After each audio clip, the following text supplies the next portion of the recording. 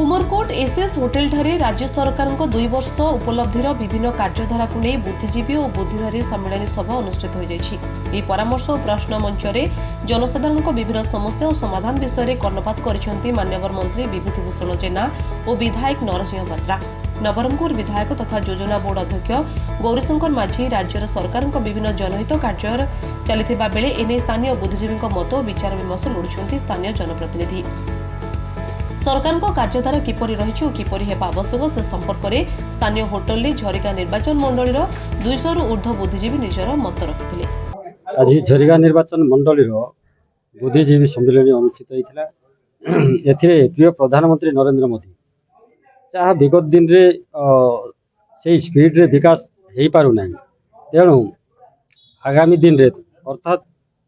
देश में 1947 मसीह जिते देश स्वाधीन है बर्तमान 100 वर्ष पूर्व 2047 यही 2047 मसीहा सुधा ओडिशा भारत को विकसित कर से भाव में आमर ओडिशा रे मध्य 1936 रु आज 2036 100 वर्ष पूर्ति हम से अवसर में विकसित ओडिशा गठन कर उद्देश्य नहीं कि प्रधानमंत्री प्रिय प्रधानमंत्री विकास धारा को आगे नेबाई चाहती एवं से विकास जमती त्वरित वेगरे आग को जीव से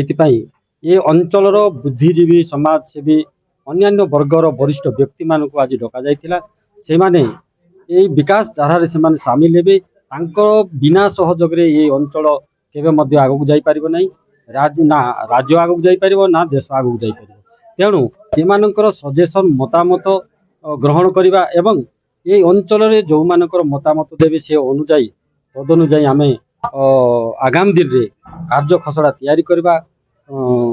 सिस्टम तैयारी करवा यही सब उद्देश्य आज आम बुद्धिजीवी मानक डाकी योगदान